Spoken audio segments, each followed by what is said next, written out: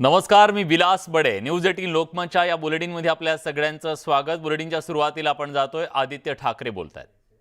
नाहीये, मी नुसतं जी गद्दारी केलेली आहे त्याच्यात आम्ही काय चूक केली आणि काय तिथे गेले, आमच्या पाठीत का खंजीर बसला हे विचारत होतो. आणि कालचं पण देखील आपण माझं भाष्य बघितलं असेल, वेदांत आणि फॉक्सकॉनसाठी, परत बल्क ड्रग पार्कसाठी जर प्रश्न विचारणं ही चूक असेल, महाराष्ट्राचा आवाज बुलंद करणं हे चूक असेल तर हा गुन्हा असेल. पण तिसरं मी आज गोष्ट म्हणत आहे, पुन्हा एकदा सांगत आहे की एअरबस आणि टाटा या प्रकल्पासाठी देखील आम्ही मागच्या वर्षीपासून प्रयत्न करत आहोत. मुख्यमंत्री महोदयांनी तत्कालीन लिहिलेलं पत्र. माझी हीच इच्छा राहील की जसं आता वेदांत फॉक्सकॉन पुण्यामधून आपण गमावलेला आहे, बल्क ड्रग पार्क रोह्यामधून गमावलेला आहे, तसंच नागपूरमधून एअरबस जाऊ नये ह्याच्यासाठी ह्या सरकारने तरी प्रयत्न करावा ही माझी मनोमन इच्छा आहे. आणि ही आपल्या मार्फत मी ह्या सरकारकडे जे घटनाबाह्य सरकार आहे त्यांच्याकडे पुरवतो. गुजरात पाकिस्तान आहे का असं फडणवीस म्हणतात. पण मग महाराष्ट्र पाकिस्तान होता का इथून तो प्रकल्प पळवून लावला तो? आणि महत्वाची गोष्ट हीच राहिली ना की आमच्या मग महाराष्ट्राच्या मुलांनी काय चूक केली आहे. मूळ मुद्दा हाच राहतो की कुठेही गुंतवणूक जाऊ दे, मला त्याचं दुःख नाहीये. मी उलट गुजरातच्या जे काही उद्योगमंत्री असतील, आम्ही पाठपुरावा करत होतो तेव्हा इथे प्रकल्प जुळणार होता. आमचं सरकार पडल्यानंतर तिथे एका महिन्यात खेचण्यासाठी मी त्यांचं कौतुक करतो की त्यांनी ती चतुर्थ दाखवली आणि तिथे तो एका महिन्यात खेचला प्रोजेक्ट. पण मग आपल्या इकडच्या राज्यकर्त्यांनी काय चूक केली किंवा आमच्या मुलांनी इथे काय चूक केली, मुलींनी काय चूक केली की जो रोजगार इथे येणार होता तो निघून गेला. आमदार प्रताप सरनाईक यांची चौकशी, ईडीची चौकशी सुरू होती, ते बंद होण्याच्या मार्गावर आहे आणि किरीट सोमय्या जे प्रश्न करत होते गप्प आहे. मला वाटतं ते जनता आता बघत आहे सगळं हे आणि जनतेमध्ये हा विषय आहे. पण माझ्यासाठी महत्वाचा विषय हाच राहणार आहे की वेदांत फॉक्सकॉनसाठी मी बोलायला लागल्यानंतर, बल्क ड्रगसाठी बोलायला लागल्यानंतर की महाराष्ट्रात का नाही आले, जे आरोप होत आहेत, मला महाराष्ट्रातला एक तरुण म्हणून दुःख. तर आदित्य ठाकरे यांनी पुन्हा एकदा तोफ डागली आहे. दरम्यान फॉक्सकॉनसाठी किती टक्के मागितले असा सवाल आता उपस्थित करण्यात आलेला आहे. फॉक्सकॉनसाठी बीएमसीचा रेट लावला का असा आरोप भाजपचे मुंबईचे अध्यक्ष आशिष शेलार यांनी हा सवाल विचारत केलाय. फॉक्सकॉनवरून आता ठाकरेंवर आरोपांच्या फैरी झडायला सुरुवात झाली आहे. फॉक्सकॉनसाठी किती टक्के मागितले?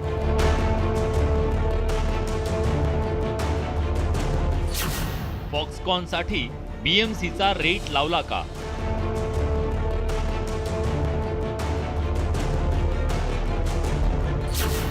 फॉक्सकॉनवरून ठाकरेंवर आरोपांच्या फैरी.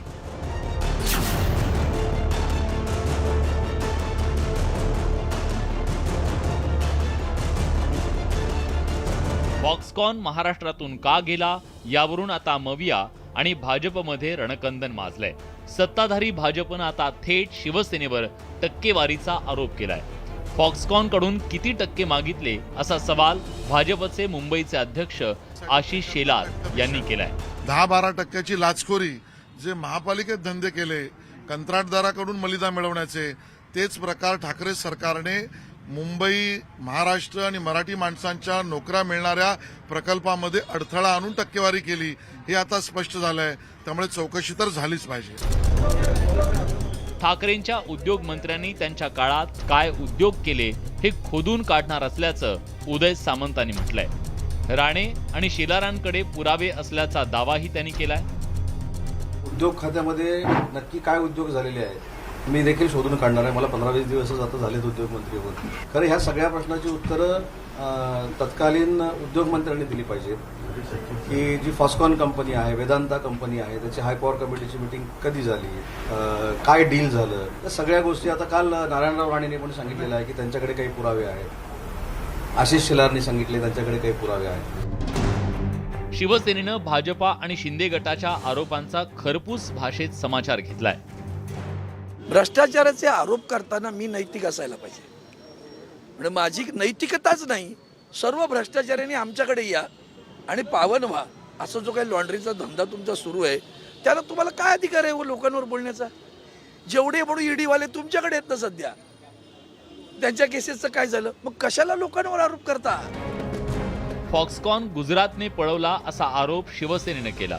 आता तीच शिवसेना आरोपीच्या पिंजऱ्यात उभी राहिलीये की काय अशी स्थिती निर्माण झाली आहे. फॉक्सकॉन वेदांता प्रकल्पासंदर्भात मुंबई भाजपा अध्यक्ष आशिष शेलार यांनी राजकीय आरोप केले असते तर ठीक आहे, मात्र आशिष शेलार यांनी फॉक्सकॉन आणि वेदांता हा प्रकल्प गुजरातला कशा प्रकारे गेला या सर्व प्रकल्पाची निवृत्त न्यायाधीशांमार्फत चौकशी केली जावी आणि दूध का दूध पाणी के पाणी स्पष्ट होईल। यामुळे हे प्रकरण महाविकास आघाडीच्या अंगावर शेकण्याची शक्यता दाट आहे। व्हिडिओ जर्नलिस्ट सचिनसह मी तुषार रूपनवर, न्यूज 18 लोकमत, मुंबई। तिकडे रामदास कदमांनी आदित्य ठाकरेंवर गंभीर आरोप केलेत। आदित्य ठाकरेंनी प्रदूषण नियंत्रण मंडळाकडून 100 कोटी रुपये घेतल्याचा आरोप केलाय। दरम्यान या संदर्भात मुख्यमंत्र्यांना पत्र लिहिल्याचंही त्यांनी म्हटलंय। कोकणात येऊन गद्दार म्हणायचं हे 100 खोके घेणाऱ्या आदित्य ठाकरेंनी सांगू नये असा टोलाही त्यांनी आदित्य ठाकरेंना लगावलाय। खोक्याची भाषा आदित्य सारख्या माणसाने करायची। प्रदूषण नियंत्रण महामंडळाचे 100 कोटी त्यांनी घेतले पर्यावरण विभागाकडे वळवून। त्याचं काय झालं त्याची चौकशी करण्यासाठी मी एकनाथ शिंदे मुख्यमंत्री यांच्याकडे पत्रच दिलं आहे। तर 100 खोके हे कसे कुठून घ्यायचे हे सगळं त्याला माहिती आहे। 2.5 वर्षामध्ये हे कधी बाहेर पडले नाही। बाप मुख्यमंत्री, बेटा मंत्री, कॅबिनेट, नेता बाहेर, आणि हे चिंपाट चिपळूणचं आमचं ते मला म्हणतो मी केशव भोसलेच्या गाडीवरती ड्रायव्हर होतो। काय स्वप्न बघितलंस काय तू? जा केशव भोसले जिवंत आहेत त्यांना विचार ना जाऊन, खोटं काय लोकांना सांगतो आहेस? राष्ट्रवादीसाठी गेल्यासाठी माझ्या पाया पडला होता। अगं तू राष्ट्रवादीत गेल्यानंतर तुला मुळासकळ ओढून काढण्यासाठी पहिली सभा चिपळूणला मी घेतली होती। मला बाळासाहेबांनी पाठवली होती त्यावेळेला। तुझी अवकात काय मला राष्ट्रवादीत घेऊन जायची? तुला शिवसेनेमध्ये आणण्यासाठी मी प्रयत्न केले, तुला 95ला तिकीट देण्यासाठी मी प्रयत्न केले बाळासाहेबांकडे। दसरा मेळाव्यासाठी शिवाजी पार्क मैदान मिळवण्यावरून आता शिवसेना निर्वाणीवर आली आहे। शिवाजी पार्क मैदान मेळाव्यासाठी देणार की नाही असं निर्वाणीचं पत्र आता BMCला पाठवण्यात आलंय। शिवाजी पार्क मैदान मिळण्याची शक्यता कमी झाल्यानं शिवसेनेत अस्वस्थता वाढत चालली आहे। मेळाव्याला परवानगी देता की नाही, उद्धव ठाकरे गटाचा BMCला सवाल। तुम्ही उत्तर द्या, आम्हाला द्यायचं आहे की नाही। शिवसेनेला ही परवानगी मिळाली पाहिजे। हा मेळावा हा शिवाजी पार्क वरतीच होणार। दसरा मेळाव्यावरून शिवसेना निर्वाणीवर। दसरा मेळाव्याला 20 दिवसांपेक्षा कमी दिवस राहिलेले असताना शिवाजी पार्कमध्ये दसरा मेळावा होणार की नाही हे निश्चित झालेलं नाही। दसरा जसजसा जवळ येतोय तसतसं शिवसेनेतली अस्वस्थता वाढत चालली आहे। आता शिवसेना निर्वाणीवर आली आहे। शिवसेनेनं BMCला दसरा मेळाव्यासाठी पत्र लिहिलंय। दसरा मेळाव्याला परवानगी देता की नाही हे मंगळवारपर्यंत सांगा असा अल्टिमेटम शिवसेनेनं दिलाय। आम्ही त्यांना सांगितलं की तुम्ही उत्तर द्या, आम्हाला द्यायचं आहे की नाही। द्यायचं असेल तर हो बोला, नाही द्यायचं असेल तर नाही बोला। त्या संदर्भात आम्ही त्यांना एक रिमाइंडर पत्र मिलिंद वैद्यांच्या लेटर पॅडवरती दिलं आहे की बाबा लवकरात 2 दिवसात सोमवार किंवा मंगळवारी आम्हाला उत्तर द्या। ते न्याय विभागाचा आम्हाला सांगितलं त्यांचा अभिप्राय आला नाही तर म्हटलं आम्ही त्यांना म्हटलंय की बाबा न्याय विभागाचा जो अधिकारी आहे तो वॉर्ड ऑफिसरच्या वरती नसतो, तुम्ही त्यांना इथे बोलवा, सोमवारी आमच्या पुढ्यात काय ते आम्हाला निर्णय द्या हो की नाही। दसरा मेळावा शिवाजी पार्कातच होणार असा निर्धार उद्धव ठाकरेंनी व्यक्त केलाय। शिवसेनेच्या स्थापनेपासून शिवाजी पार्कात होणारा दसरा मेळावा यंदाही तिथंच होईल असा विश्वास इतर नेत्यांना आहे। शिवसेनेत दसरा मेळावा परंपरागत असतो आणि त्यामुळे परंपरागत ज्या काही सूचना आहेत त्या शिवसेना शाखेपर्यंत जातात आणि त्यानंतर प्रचंड संख्येने दसरा मेळाव्याला लोक येतात। दसरा मेळावा होणार आहे, मात्र अद्याप परवानगीची महापालिकेची अधिकृती मिळाली नाहीये। महानगरपालिकेला ही परवानगी द्यावी लागेल। शिवतीर्थावरचा दसरा मेळावा हा शिवसेना आणि शिवसैनिकांसाठी जिव्हाळ्याचा विषय आहे। परवानगी मिळत नसल्यानं शिवसैनिकांमध्ये अस्वस्थता वाढली आहे। शिवाजी पार्क मैदान मिळालं नाही तर दुभंगलेल्या शिवसेनेवर त्याचा मोठा मानसिक आघात होण्याची शक्यता आहे। उदय जाधव, न्यूज 18 लोकमत, मुंबई। उपमुख्यमंत्री देवेंद्र फडणवीसांनी अजित पवारांसह विरोधकांवर जोरदार हल्ला केलाय। MIDCत अनेक प्रकल्प अडकल्याची टीका विरोधकांकडून केली जाते, मात्र कुठलीही माहिती विरोधकांकडून न घेता आरोप केले जात असल्याचा टोला फडणवीसांनी लगावलाय। अजित पवारांकडे आरोप करण्यासाठी मोठा वेळ आहे, मात्र त्यांच्या बिनबुडाच्या आरोपांना उत्तर देण्यासाठी आपल्याकडे वेळ नसल्याचं फडणवीसांनी म्हटलंय।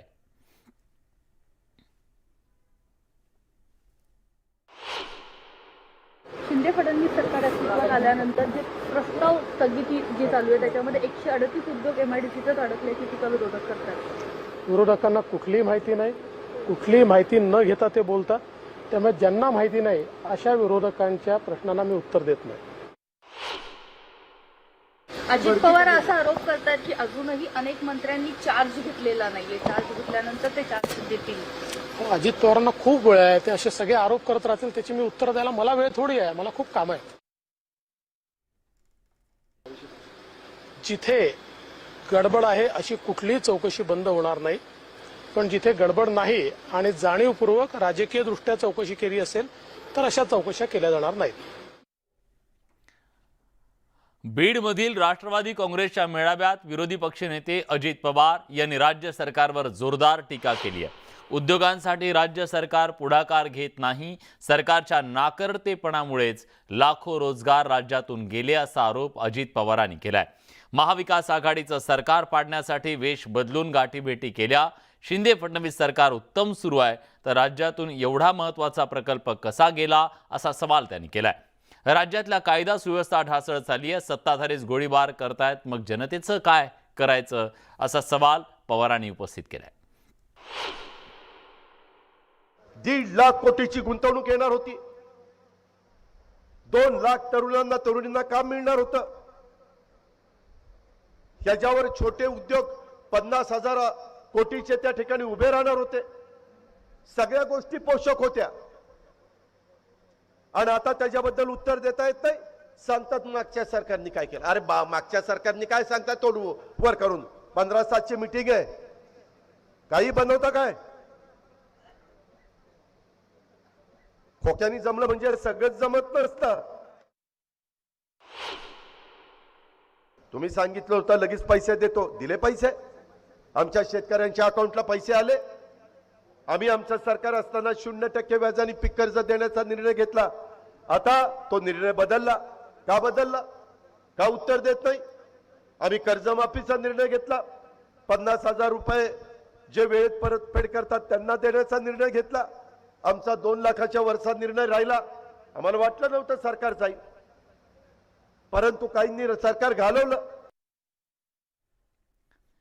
केंद्रीय मंत्री अनुराग ठाकूर सध्या महाराष्ट्र दौऱ्यावर आहेत. कल्याण डोंबिवली लोकसभा मतदारसंघात त्यांनी अनेक सभा घेतल्या. दरम्यान आज त्यांनी चेंबूरमध्ये क्रिकेट खेळण्याचा आनंद लुटला. एसटी रक्षकाची धुरा आमदार प्रसाद लाड यांनी सांभाळली तर अनुराग ठाकूरांनी दमदार फलंदाजी करत फटकेबाजी केली.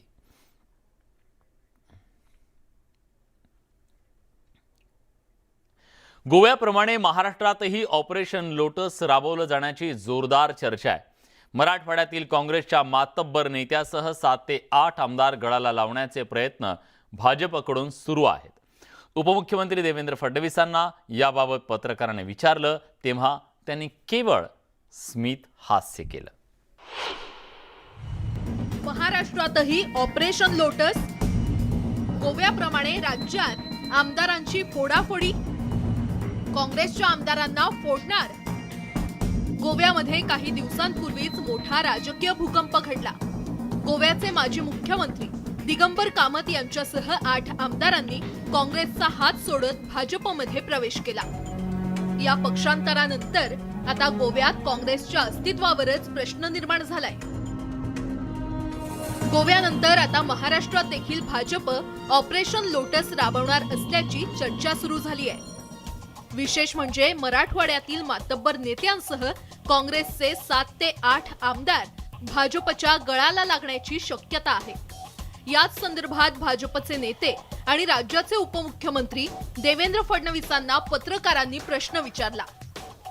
त्यावर स्मितहास्य देत फडणवीसांनी बोलणं टाळलं. पण या स्मितहास्यामागे काय दडलंय अशी चर्चा आता सुरू झाली आहे.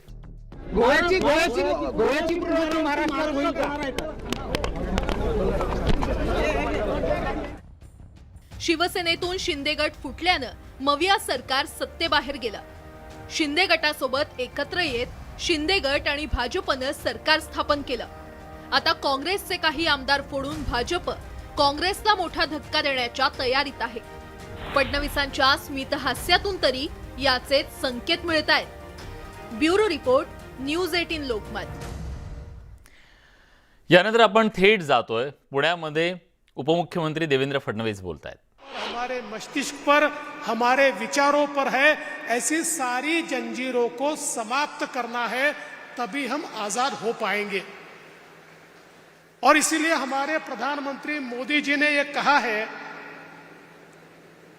कि हम लोग गुलामी की अंतिम जंजीर को जब तक तोड़ते नहीं है तब तक पूरे तरीके से हम आजाद नहीं हो पाएंगे. और मैं ऐसा मानता हूं कि उस ओर हम अग्रसर हुए हैं. आज जब हम विचार करते हैं तो जिसका उल्लेख पूर्व वक्ताओं ने भी किया, एक बहुत बड़ी परंपरा हमारे देश की है.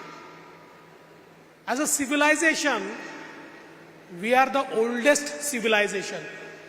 और आज तो हम लोग देखते हैं कि पश्चिमी सभ्यताएं जिनका उल्लेख किया जाता है वो सभ्यताएं 4000 5000 साल पुरानी है, किंतु भारत की सभ्यता अब जिस प्रकार से राखी गढ़ी या बिरान्ना में हम लोगों को उस समय के अवशेष मिले हैं, हमारी सभ्यता कम से कम आधुनिक रूप में, विकसित रूप में 10,000 वर्ष पुरानी है.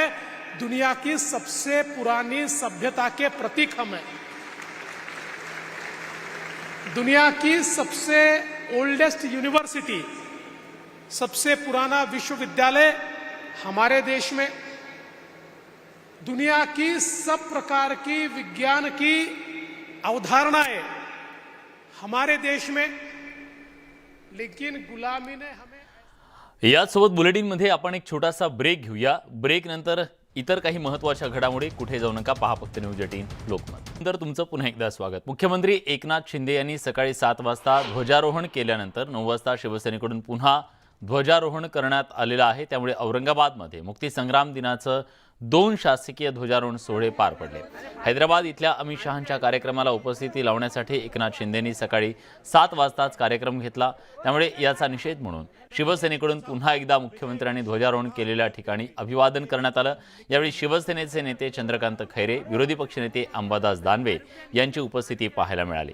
मराठवाडा मुक्तीसंग्रामाच्या कार्यक्रमासाठी मुख्यमंत्र्यांनी फक्त 15 मिनिटं वेळ देणं हा मराठवाडा मुक्त करणाऱ्यांचा अवमान असल्याची टीका शिवसेनेकडून करण्यात आली. फास्टली वेळ बदलला. खरं म्हणजे झेंडावंदनचा वेळ कधी इतक्या लवकर नसतो आणि एक शहीदांना सुद्धा शहीदांचं स्मरण करायचं ते इतकं वेळ नसतं. पण इथे त्या ठिकाणी आज हा एक म्हणजे मुख्यमंत्री येऊन गेले पुढे, हा आमच्या मराठवाड्यातील सर्व स्वातंत्र्य सैनिकांचा, शहीदांचा अपमान आहे. जगातील सर्वात वेगवान धावणारा प्राणी अशी चित्त्याची ओळख. मात्र हा चित्ता तब्बल 70 वर्षांपूर्वी भारतातून नामशेष झाला. पण हा चित्ता आज पुन्हा भारतात परतलाय. आज तब्बल 8 चित्त्यांनी भारतीय भूमीवरती पाऊल ठेवलं. यात 3 नर, 5 माद्यांचा समावेश आहे. त्यांना महिनाभर क्वारंटाईन करण्यात येणार आहे. विशेष विमानानं हे चित्ते नामिबियाहून गॉल्लेरमध्ये आणण्यात आले. त्यानंतर त्यांना चिनूक आणि MI-17 हेलिकॉप्टरद्वारे कुनो पालपूर राष्ट्रीय अभयारण्यामध्ये आणण्यात आलं. त्यानंतर पंतप्रधान नरेंद्र मोदींच्या हस्ते त्यांचं लोकार्पण करण्यात आलं. नामिबिया आणि दक्षिण आफ्रिकेतून अनेक टप्प्याटप्प्यात 25 चित्ते भारतात आणले जाणार आहेत.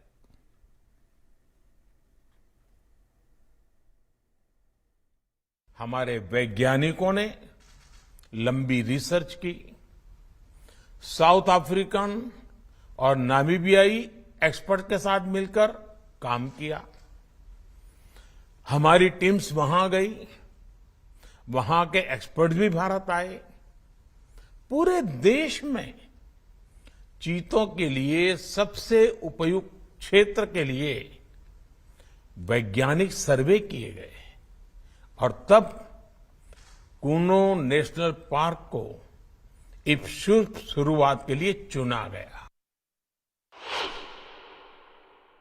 कूनो नेशनल पार्क में छोड़े गए चीतों को देखने के लिए देशवासियों को कुछ महीने का धैर्य दिखाना होगा, इंतजार करना होगा, सहयोग करना होगा. आज ये चीते मेहमान बनकर आए हैं. इस क्षेत्र से अनजान है।